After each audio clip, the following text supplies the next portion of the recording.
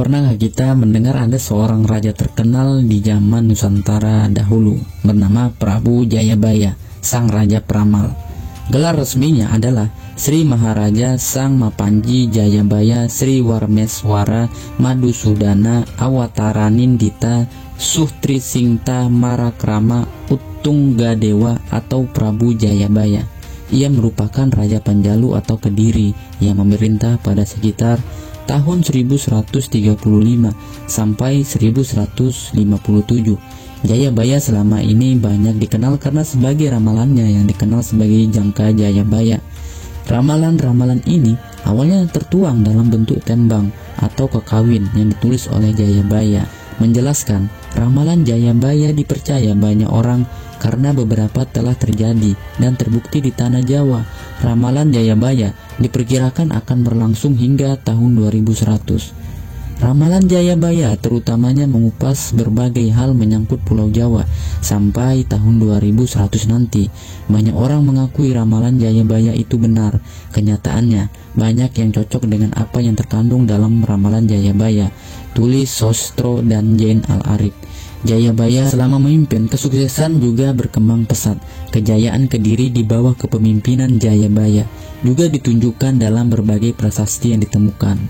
Yoyo Rahayu Basuki dalam bukunya Kitab Musasar Jangka Jayabaya tahun 2021 menjelaskan setidaknya ada 3 prasasti yang menjelaskan mengenai kejayaan Kediri di bawah kepemimpinan Jayabaya, antara lain Prasasti Hantang yaitu bertahun 1135, Prasasti Talan yaitu tahun 1136, dan Prasasti Jepun tahun 1144. Sedangkan dalam bentuk literasi yakni Kakawin Baratayuda tahun 1157. Pada Prasasti Hantang atau biasa disebut Ngantang terdapat semboyan Panjalu Jayati yang artinya Kediri menang. Prasasti ini dikeluarkan sebagai piagam pengesahan anugerah untuk penduduk desa, yaitu desa Ngantang yang setia pada Kediri selama perang dengan Jenggala, kata Yoyo dalam bukunya. Menurut Yoyo, dalam prasasti Ngantang itu, Jayabaya diketahui berhasil mengalahkan Jenggala dan mempersatukan dengan kerajaan Kediri atau Panjalu. Kemenangan itu juga dicatat dalam Kakawin Baratayuda pada tahun 1157. Kemenangan Jayabaya atas Jenggala disimbolkan sebagai kemenangan Pandawa atas Kurawa dalam Kakawin Baratayuda yang digubah oleh Empu Sedah dan Empu Panuluh, jelas Yoyo. Selain dianggap raja tersukses Kediri, Jayabaya juga dianggap sebagai leluhur dari raja-raja di Jawa. Hal ini dijelaskan oleh Siti Nur Aidah dalam bukunya Prabu Jayabaya, History of Sang Peramal pada tahun 2021. Ia menyebut Jayabaya adalah leluhur Raja Majapahit hingga Mataram. Jayabaya dipercaya adalah orang tua dari raja-raja di Jawa. Dari istrinya yang bernama Dewi Sara, lahirlah beberapa anak, misalnya Dewi Pramesti, Dewi Pramuni, Dewi Sasanti, dan Jayamijaya, yaitu Aida. Dari Jayamijaya inilah dipercaya keturunannya kelak menjadi Raja Majapahit dan Mataram. Aida juga menyebut ada 3 ramalan fenomenal di antara sejumlah ramalan-ramalan lain yang dipercaya telah terbukti. Ketiga ramalan itu yakni tentang kedatangan bangsa asing, kendaraan, dan cuaca. Yang pertama, ramalan Jayabaya yang dipercaya telah terjadi adanya kedatangan bangsa kulit putih membawa tongkat yang bisa membunuh. Nah, ramalan ini diyakini merupakan bangsa Belanda dan tongkat yang bisa membunuh adalah senapan. Sedangkan Jayabaya juga meramalkan kedatangan bangsa Jepang setelah itu dalam ramalannya. Itu juga Jayabaya menyebut sebagai bangsa berkulit kuning dari utara. Kedua, mengenai kendaraan yang bisa berjalan tanpa ditarik kuda dan bisa terbang. Ramalan ini tersirat dari tembang kereta melaku tanpa jaran. Praku melaku ing dhuwur awang-awang, kereta berjalan tanpa ditarik kuda, perahu terbang di atas awan. Nah, ramalan kedua ini maksudnya adalah kemunculan kendaraan-kendaraan tanpa kuda, tapi bisa berjalan dan juga pesawat terbang. Sedangkan yang terakhir, ada juga Aida menyebut mengenai ramalan terkait cuaca. Ramalan ini menyinggung hujan yang kadang turun di waktu yang tak semestinya, yaitu ake udan salah mongso. juga salah satu ramalan Jayabaya yang terbukti benar. Ramalan tersebut sendiri artinya adalah hujan yang kadang turun di waktu yang bukan seharusnya. Papar Aida. Prabu Jayabaya disebut turun tahta pada usia yang sepuh. Ia disebutkan moksa di Desa Menang, Kecamatan Pagu, Kabupaten Kediri. Hingga saat ini petilasannya dikeramatkan penduduk setempat dan ramai dikunjungi banyak orang. Ramalan Jayabaya sudah jadi mitos yang melegenda di masyarakat Indonesia. Ramalan ini dicetus oleh seorang raja kerajaan Kediri pada abad ke-12. Sejak dulu sampai sekarang, banyak orang yang mencari tahu isi ramalan Jayabaya lengkap dengan isinya. Pasalnya, ramalan Jayabaya menjadi satu ramalan yang kerap dipandang kontroversial karena beberapa di antaranya telah terbukti. Ramalan Jayabaya dikenal penuh akan misteri. Konon, sebagian besar isi dari ramalan ini banyak meramalkan masa depan bangsa Indonesia. Menariknya, ramalan Jayabaya muncul dalam bentuk kata-kata samar serupa teka-teki. Hal inilah yang kemudian mengandung banyak orang penasaran, ingin mencari tahu arti dan makna yang sesungguhnya. Bagaimana? Penasaran dengan isi ramalan Jayabaya lengkap dengan artinya? Jika iya, simak beberapa isi ramalannya berikut ini. Yang pertama, besok yen wis ana kereta tanpa jaran, kelak jika sudah ada kereta tanpa kuda. Tanah Jawa kalungan wesi, Pulau Jawa berkalung besi. Akeh wong wadon ngedol awake, banyak perempuan menjual diri. Akeh wong ijol pepeco, banyak orang gonta-ganti pasangan.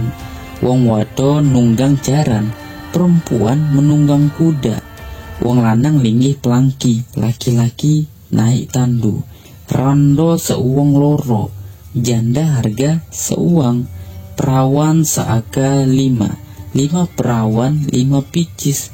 Duda pincang laku 9 uang. Nah dudo pincang laku 9 uang. Akeh wong ngedol ngelmu, banyak orang berdagang ilmu. Akeh wong ngaku aku, banyak orang yang mengaku diri. Wong tuku ngeleni sing dodol, pembeli pembunjuk penjual. Sing dodol akal okol, penjual yang bermain siasat untuk cari untung. Wong golek pangan kayak gabah diinteri, mencari rizki ibarat gabah ditampi. Sing kebat keliwat, yang tangkas lepas. Sing telat sambat, yang terlanjur menggerutu. Beruntunglah si lupa, beruntunglah si sadar. Nanging sauntung untungnya sing lali, tapi betapapun beruntung si lupa. Isi untung sing waspada, masih lebih beruntung si waspada. Angkara murka saya ndadi, angkara murka semakin menjadi. Karena kene saya bingung, di sana sini makin bingung. Pedagang akeh alangane, pedagang banyak rintangan. Akeh buruh nantang curagan, banyak buruh melawan majikan. Juragan dadi umpan, majikan menjadi umpan. Sing suarane seru oleh pengaruh, yang bersuara tinggi mendapat pengaruh. Wong pinter diingar-ingar, si pandai direcoki. Wong ala diuja, si jahat dimanjakan. Wong ngerti mangan hati, orang yang mengerti makan hati. Banda dadi memala, harta benda menjadi penyakit. Pangkat dadi memikat, pangkat menjadi pemukau.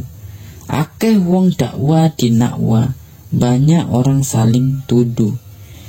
Tindake manungso saya kuciwa, ulah manusia semakin tercela. Ratu karo ratu pada rebutan negoro, endi sing dipilih lan disenengi. Para raja berunding negara mana yang dipilih dan disukai. Wong Jawa karo separo, orang Jawa tinggal setengah. Landa Cina karo sejowo, Belanda Cina tinggal sepasang. Akeh wong icir, akeh wong centil, banyak orang kikir, banyak orang bakhil. Sing eman ora keduman, si hemat tidak mendapat bagian. Sing keduman ora eman, yang mendapat bagian tidak berhemat. Akeh wong bambung, banyak orang berulah dungu. Akeh wong limbung, banyak orang limbung. Selot-selote besok walak walking zaman teko. Lambat laun datanglah kelak terbalik zamannya. Itulah diantaranya si ramalan primbon Jawa dengan artinya.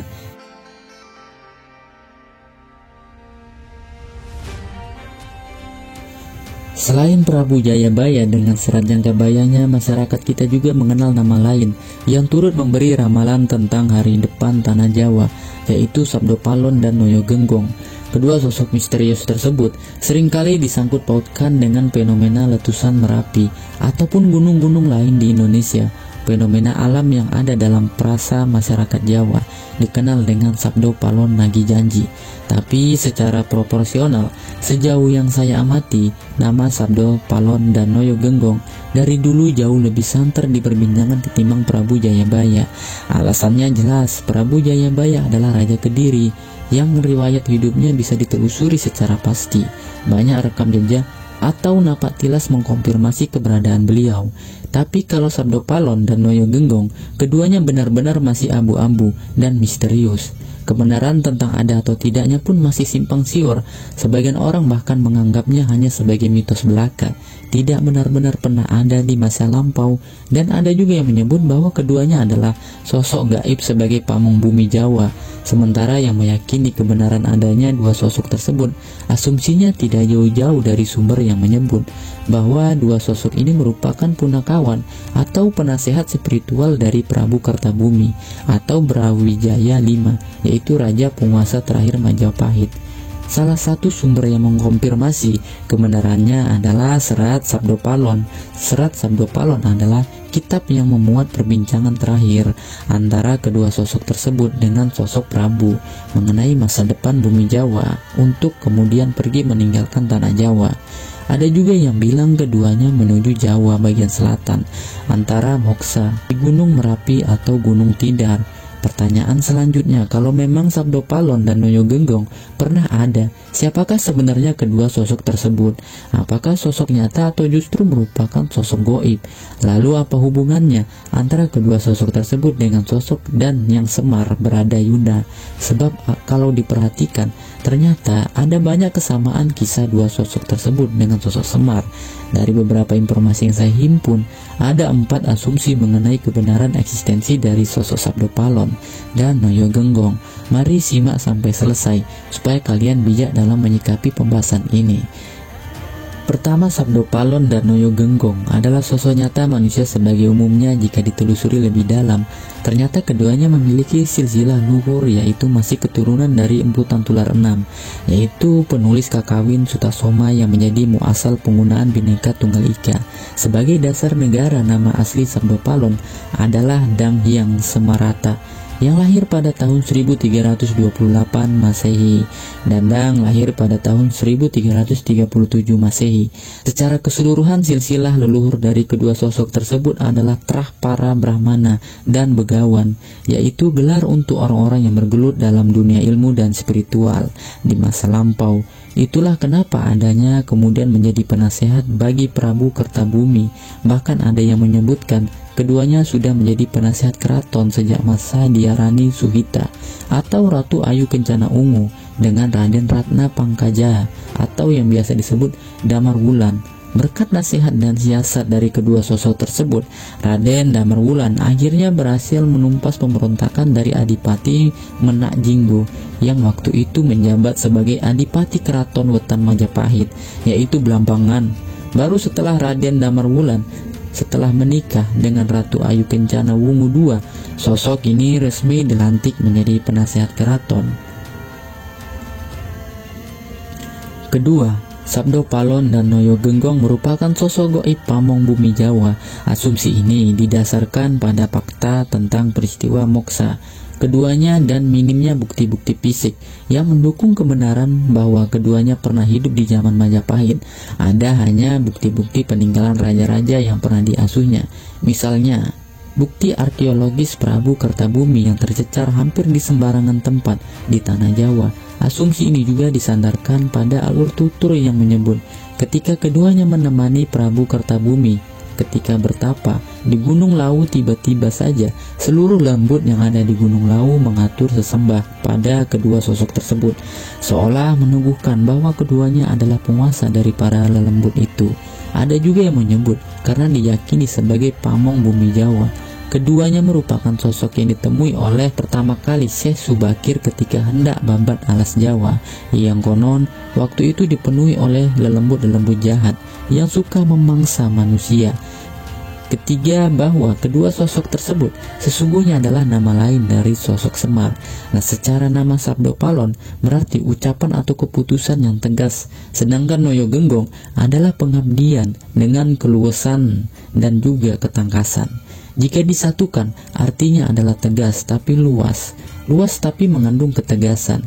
Dua watak yang terdapat dalam diri sosok Semar dikuatkan lagi dengan bukti serat yang menyebutkan bahwa Sabdo Palon dan Noyo Genggong pergi atau moksa di selatan Jawa, yaitu di Gunung Tidar, dan selalu dikaitkan dengan erupsi Merapi di Gunung Tidar. Ada petilasan Semar, sementara letusan Merapi tidak pernah jauh-jauh dari nama Semar. Bahkan sering sekali ada foto-foto kepulan asap Merapi yang menyerupai bentuk Semar setiap kali terjadi erupsi. Nah, sebenarnya hanya Sabdo Palon yang merupakan nama lain dari sosok Semar, sementara Noyo Genggong adalah sosok lain yang menjadi asumsi disandarkan pada gambaran fisik antara Sabdo Palon Semar yang sama persis. Sedangkan di dalam serat Sabdo Palon yang cenderung banyak bicara kepada Prabu Kertabumi adalah Sabdo Palon, termasuk pada prasa Sabdo Palon Nagi Janji. Sering juga orang menyebut Semar Nagi Janji dengan kata lain. Semar dan Sabdo Palon sebenarnya adalah satu sosok, sedangkan Noyo Genggong adalah sosok yang berbeda. Yang keempat, yaitu Sabdo Palon dan Noyo Genggong atau Semar, seluruhnya hanyalah mitos dan cerita rekaan saja. Sebagian sejarawan mengatakan kalau serat Sabdo Palon itu ditulis oleh Raden Renggowarsito, yaitu pujangga masyhur dari Keraton Surakarta, yang juga dikenal sebagai seorang yang waskita atau bisa meramal masa depan. Kuat kemungkinan bahwa ramalan-ramalan dalam serat tersebut sebenarnya hanyalah hasil rekaan beliau sendiri sebagai yang dari oleh sastra agar lebih menarik dibaca oleh yang menyebutkan jika serat Sabdo Palon sebenarnya diubah oleh Prabu Kertabumi sendiri, dan sama kedua sosok tersebut hanyalah tokoh rekaan manifestasi dari sang Prabu yang berdialog dengan pikiran dan batinnya sendiri. Kedua sosok tersebut hanyalah sosok imajinatif yang diciptakan sang Prabu, mirip seperti dalang yang seolah-olah berbicara dengan wayangnya, padahal sejatinya berbicara dengan dirinya sendiri. Lantas bagaimana menurut kalian tentang Sabdo Palon dan Noyo Genggong menagih janji? Ini apakah kalian punya pendapat masing-masing, dan silahkan jelaskan di kolom komentar.